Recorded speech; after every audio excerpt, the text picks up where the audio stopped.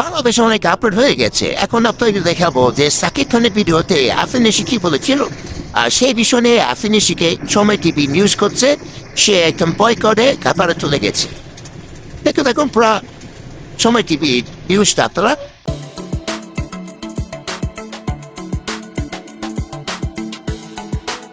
আমি কিন্তু নাটকে নিশুর অনেক নাটক দেখছি, বাট কালকের সেই ভিডিওটা দেখার পর সে আমাদের বসকে নিয়ে, বসের ফ্যামিলি নিয়ে কথা বলছে। এরপর থেকে নিশোকে বয়কট করলাম। নিশু যে কথাটা বলছে, নিশুকে আমরা বয়কট করি। সাকিব এবং নিশুর সাথে কম্পেয়ার করাটা ঠিক না। কারো ব্যক্তিগত সমালোচনা না করে নিজের জায়গা থেকে কাজ করা বেটার। সাকিবের মতো কোনো নায়কের বাংলাদেশে এখন তো জন্ম হয় নাই, আর সাকিবের জায়গায় কেউ এখন তো আসতে পারবে না। আর আরফান নিশু উনি হচ্ছে ছোট পর্দার একজন অভিনেতা, উনি ওনার ফার্স্ট টাইম হচ্ছে বড় পর্দায় অভিষেক। তো আমি যেটা মনে করি যে সাকিবের জায়গায়, সাকিব খানের জায়গায় উনি কখনো আসতে পারবে না। কি বলবো, আসলে ওই যে একটা কথা আছে না, যে মানে খাই দেয় তো মানুষের কাজ নাই, বনের মোষ তাড়ায়, কিন্তু একজনের ভালো আর একজনা দেখতে পারে না। ঠিক আছে, এই জন্য সাকিব খানের অনেক বদনাম, অনেক কিছু। একটা কথার প্রেক্ষিতে এই কথাটা বলছে, সে একদম ওর মানে তার পুরো কথাটা যে শুনবে সে বুঝতে পারবে।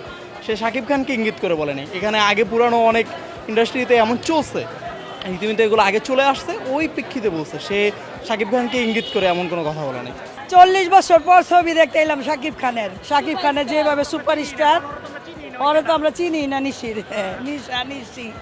আমরা তো সাকিব খানের চিনি। ব্যক্তি আক্রমণটা তো খুবই খারাপ। ওই যে একটা কথা আছে, অল্প পানির মাছ বেশি বড় পানিতে আসছে, একটু তো লাফালাফি হবেই, এটাই হয়েছে, আর কিছু না আসলে। কিন্তু আমি মনে করি সাকিব খান বাংলাদেশের কিং খান।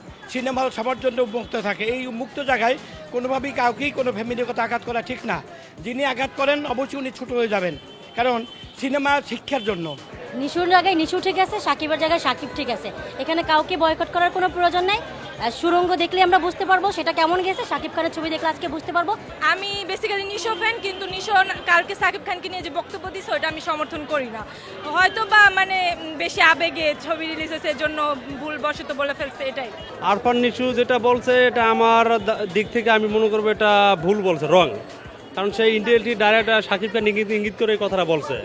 এমনকি সে সাকিব খানকে আমি মনে করি তার প্রতিযোগিতা ভাবতেছে। ঠিক আছে, এক ছবি করে গিয়ে দুই একজন মাল্টিপ্লেক্সে দেখকেই, দুই একটা শো হাউসফুল দেখকেই মাথা ঠিক নেই। আর যদি সাকিব খানের নাম 24 বছর এই রাজত্ব করতো, তাহলে কি করতো আমি তা বলতে পারি না। আমরা তো বয়কট করছি। কালকে সাকিব খানের নিয়ে যা বলছে আমরা মানতে পারি না। সাকিব খানরা নিশো ইনি যে সাকিব খান সম্পর্কে মন্তব্য করেছেন, আসলে আমরা পাবলিক হিসেবে এই মন্তব্যটা আসলে স্বাভাবিক ভালো চোখে দেখছি না। যদিও তিনিও সুপারস্টার, আমাদের সবার অত্যন্ত প্রিয়, আবার শাকিব খানও আমাদের সুপারস্টার। সেক্ষেত্রে প্রত্যেক নায়কই অপর নায়ককে সম্মানসূচক কথা বলা উচিত।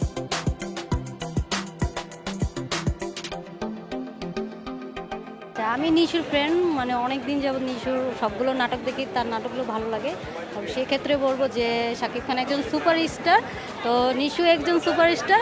তো ব্যক্তিগতভাবে কাউকে খোঁচা দিয়ে কথা বলা ঠিক না, কারণ এখন শাকিব খানকে সে খোঁচা মারে কথা বলতেছে, একসময় দেখা যাচ্ছে নিশুকে আরেকজনে এসে খোঁচা মারে কথা বলবে, এটা ঠিক না। না, আসলে এটা আসলে আমার মনে হয় না খারাপ কিছু বলেছেন উনি। যেটা দেখছেন এখন, যেটা প্রচলিত হয়ে গেছে, নায়করা তো তাদের পারিবারিক জীবনটা হাইড করছেন, হয়তো বা এইটাকে উনি সামনে এনেছেন ওনার কোনো একটা প্রসঙ্গক্রমে। আমার মনে হয় না এটা খারাপ কিছু বলেছেন। সে আসলে এরকম বলতে পারে না, যারা মনে করতেছে এটা ভুল মনে করতেছে। এটা কেউ কাউকে আক্রমণ করা, অথবা ব্যক্তি আক্রমণ ব্যক্তির সাথে কোনো কথা বলবে না। এটা হয়তো বলছে কোনো কথা এরকম লাগতে পারে, কিন্তু বাট ওইভাবে করে কোনো কথা বলবে না, এটা আমার মনে হচ্ছে। আমি যতটুকু বুঝতে পারলাম যে এটা আসলে সাকিব খান কি করেই বলেছে, কারণ কথা ইঙ্গিতটা এরকমই ছিল। আসলে এটা ঠিক না, কাদা ছোটাছুটি আমরা না করি, কারণ চলচ্চিত্র এটা সবার, আমাদের ঐতিহ্য, এবং এটা ধরে রাখতে হবে। সুতরাং আরফান নিশুর যেটা করেছে আসলে এরকম না করেই ভালো, সবার জন্যই ভালো। হ্যাঁ, এটা অবশ্যই ঠিক না। যার যার সিনেমা যে করছে, তো তাদের উচিত যে সবাইকে সম্মান করা, রেসপেক্ট করা, এভাবে কাউকে ছোট করা তো ঠিক না।